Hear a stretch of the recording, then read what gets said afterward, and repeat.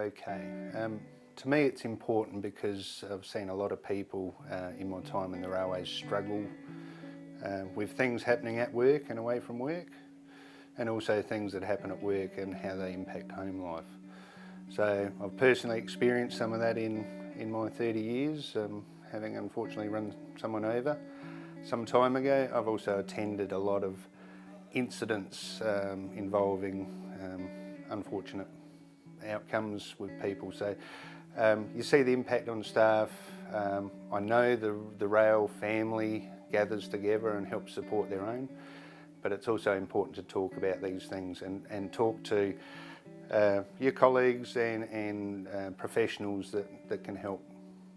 At least you understand that what you're feeling is normal when something happens, and that is, as normal as it can be.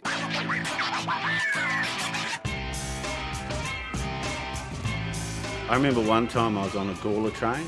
We just left Salisbury, it was the night time, and we were heading towards Chitter it was. Standing in the front, just done a ticket check along with my colleagues. All at once we come around a bend, and the next minute the driver starts braking, and then he starts braking really severely to the point that we actually, both my colleague and myself, had to hold on. Next minute we hear this massive crunch. What we'd actually done was we had hit a car. What I wanted to do, straight up to the driver, said the thing, "Are you okay? You all right?" He was really calm about it. He said, "Nah, the person in the car got out. They're over there to the left." Obviously we had to check on our passengers to make sure that they were okay, because we had braked pretty severely. It was a four-wheel drive and it was wedged under the front of the train. The person in the car was very lucky to get out. Probably the first 4 or 5 trains that I rode after that, anytime there's any chance of severe braking, I was very much, are we going to hit something? Are we going to hit something? Because whenever there's an incident like that, we always check, you okay? Is there anything we can do? Because sometimes you don't want to go and see her, and sometimes you don't want to go and talk to somebody professional. You need to talk to somebody in your industry who's been through something similar.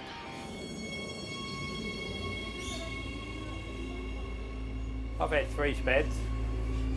Back when I first started, my first one was a brake failure on the train. Actually, they proved that the brakes were not very good on the train. I should have pulled up, but it didn't.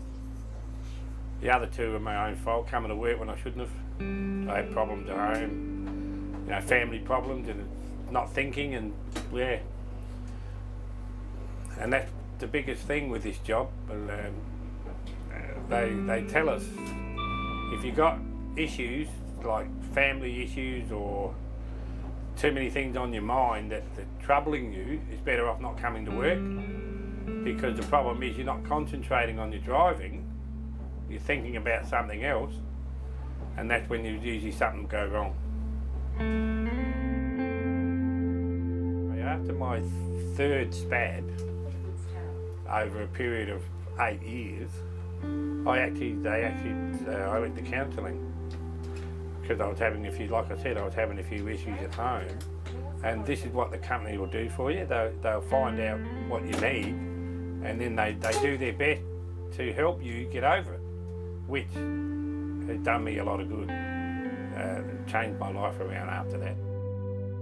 We can get more people talking about our job and the things that happen, like when other drivers have near misses or someone hits somebody, or even you get the unruly passengers get on the train and end up with people fighting and all that sort of stuff. You need someone to talk to get it off, get it out.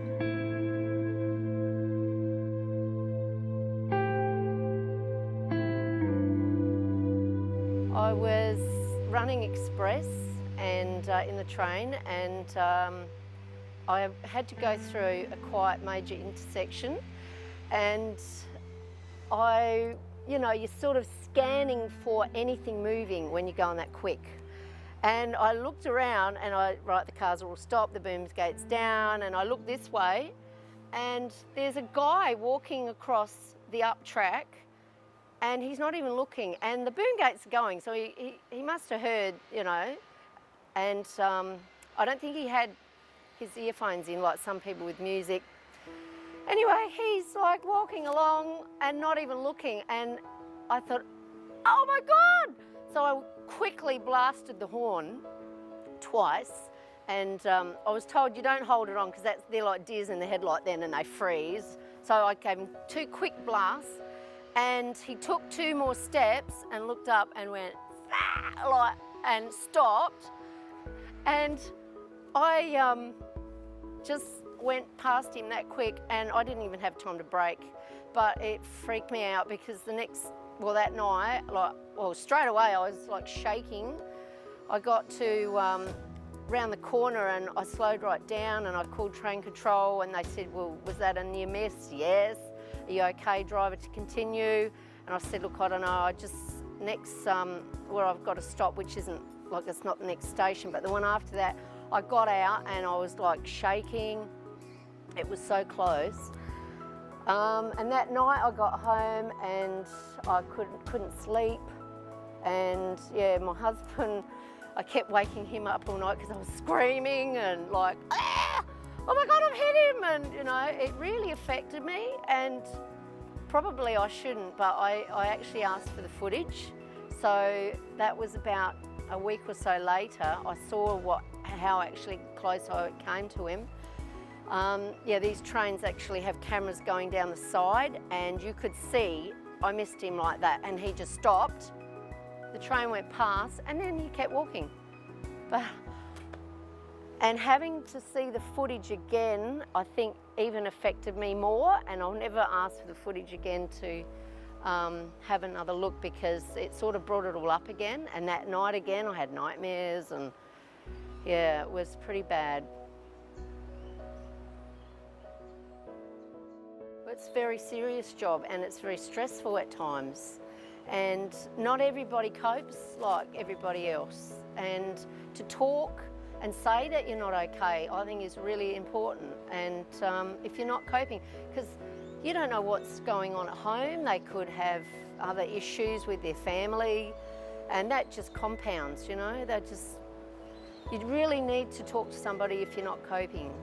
Yeah. I think the broader community, I would hope that they start to recognise that their behaviours have a lingering impact on other people, and in our environment that is often an everyday event with people taking shortcuts, you know, risking their lives because they're running a few minutes late, wearing headphones or listening to music as they're approaching a pedestrian crossing and not being aware of their surroundings. All puts pressure back on the rail staff, you know, and the feeling of not being able to do anything more than put the brakes on and sound the horn is a tough feeling when things go wrong. So, you know, I'd hope the community starts to actually recognise how their behaviours can impact someone else's life.